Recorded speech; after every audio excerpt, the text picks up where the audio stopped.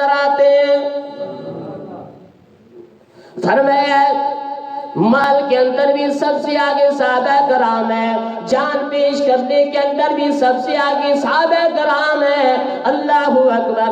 تیسری صفت فرمایا واتبعوا النور الذی انزل معہ اولئک هم المفلحون.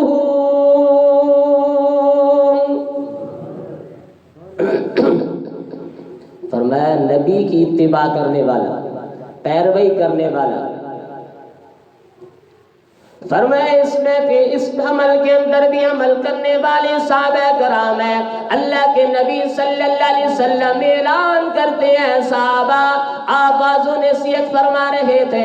فرمایا صحابہ بیٹھ جاؤ. ایک صحابی ہے، ایک قدم مسجد نبی کے اندر ہے، ایک قدم باہر ہے، وہیں بھی بیٹھ جاتا ہے. محبوب صلی اللہ علیہ وسلم جس وقت واضح و نصیحت فرما کے باہر نکلنے لگے، اس صحابی کو درمیان میں بیٹھا ہوا پایا. آپ نے فرمایا میرا صحابی کیا بات ہے، درمیان میں کیوں بیٹھ گیا؟ نہ اندر کی طرف ہے نہ باہر کی طرف ہے. یا رسول اللہ صلی اللہ علیہ وسلم میرا ایک قدم اندر تھا ایک قدم باہر تھا. آپ نے اعلان فرمایا کہ بیٹھ جاؤ. آپ کے اعلان سننے کے بعد مجھ سے ایک قدم بھی اٹھنا گوارا نہ ہوا. فرمایا آپ کی اتباع کرنے کے اندر صحابہ کرام سب سے آگے گئے.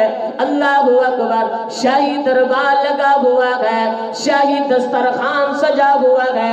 حبشہ کا شاہی دربار ہے، حبشہ کا شاہی محل بھی ہے اور دسترخوان سجا ہوا ہے.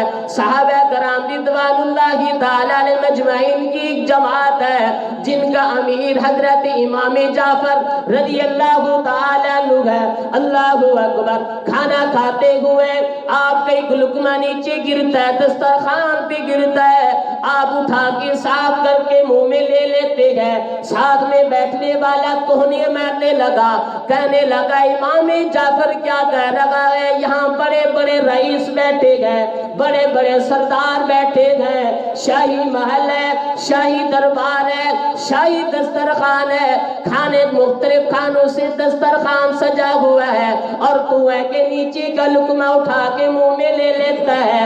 اور یہاں پہ رؤساء امراء کیا کہیں گے؟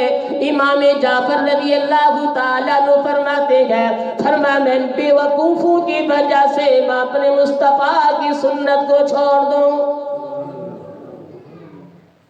فرمایا سب سے آگے